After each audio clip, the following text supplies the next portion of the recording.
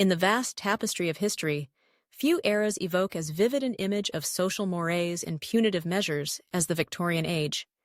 The reign of Queen Victoria, spanning from 1837 to 1901, was characterized by a strict moral code, an unwavering adherence to societal norms, and a burgeoning industrial landscape that revealed the stark contrasts between wealth and poverty, privilege and deprivation. Within this context, the methods of punishment employed during this time were not merely mechanisms of justice. They were reflections of the era's values, fears, and aspirations. The Victorian approach to punishment was rooted in a belief in moral reform. Prisons, which burgeoned in number and size during this period, were designed not just to detain, but to rehabilitate. The philosophy of penology shifted from retribution to reform, influenced by the growing belief that criminals could be reformed through discipline and education. However, the reality of Victorian prisons often belied this noble intent. Overcrowding, unsanitary conditions, and the harsh treatment of inmates were rampant. The infamous Pentonville prison, for example, was built with the intention of instilling a sense of solitude and reflection through the practice of solitary confinement. Yet, this approach often led to mental deterioration rather than moral improvement, as inmates languished in isolation, stripped of human contact and dignity. Corporal punishment was another cornerstone of Victorian justice, reflecting the era's rigid adherence to discipline and control. Public executions, though diminishing in frequency, still captured the public's imagination, serving as both a deterrent and a spectacle. The gallows became a grim focal point of urban life, with crowds gathering to witness the final moments of condemned criminals. These events were often infused with a sense of moral righteousness, as the public sought to reaffirm societal values through the punishment of transgressors. The execution of infamous figures, such as the notorious murderer William Palmer, became events steeped in public fascination, as the crowd grappled with their own sense of justice and morality. For lesser crimes, the Victorians employed a range of punishments that often seemed more reflective of social status than the severity of the crime itself. The upper classes could sometimes escape the full weight of the law through fines or social ostracism, while the poor faced harsher penalties for similar offenses. The poor law system epitomized this disparity, as the impoverished were often subjected to the workhouse, a grim institution designed to punish rather than rehabilitate. Life in a workhouse was characterized by hard labor, meager rations, and an atmosphere of despair. The workhouse served as a constant reminder of the thin line between respectability and degradation, instilling fear in the hearts of the working class. The Victorian obsession with morality extended to the realm of sexual conduct, where punishments for offenses related to sexuality were particularly severe. The criminalization of homosexuality, encapsulated in the infamous Labouchere Amendment of 1885, led to the prosecution of numerous individuals, often resulting in public disgrace and imprisonment. The case of Oscar Wilde stands as a poignant example of the era's draconian measures. Wilde, a celebrated playwright, was imprisoned for gross indecency, a charge that revealed the deep-seated fears surrounding sexuality and identity.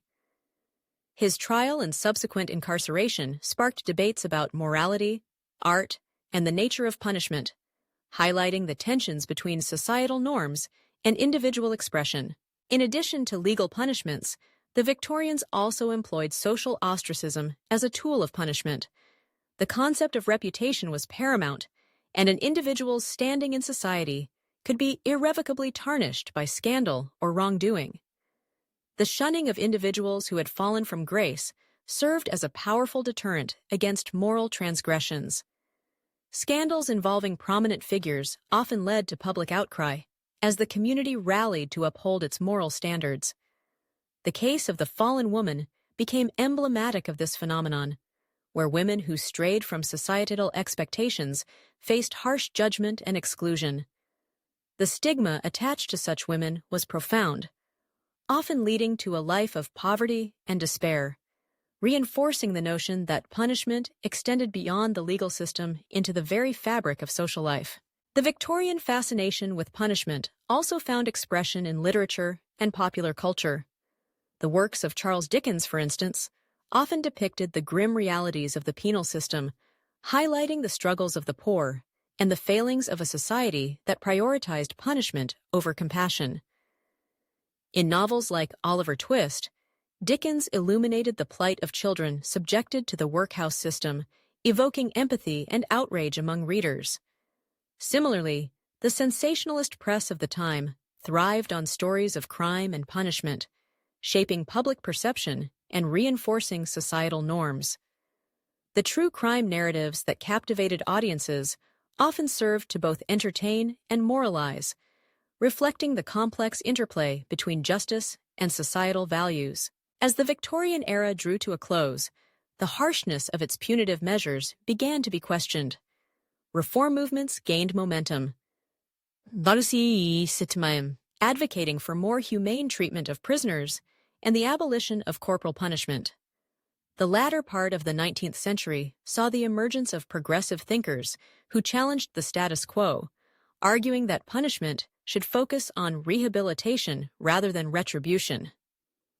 The establishment of reformatories and the introduction of probation systems marked a gradual shift toward more compassionate approaches to justice.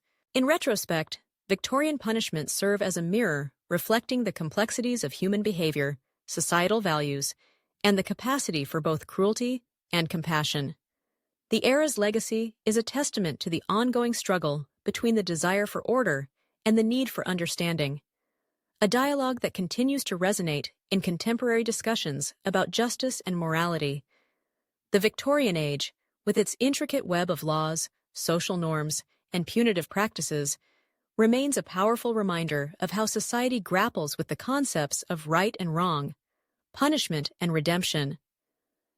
The lessons gleaned from this tumultuous period urge us to reflect on our own systems of justice, challenging us to strive for a balance between accountability and compassion in an ever-evolving world.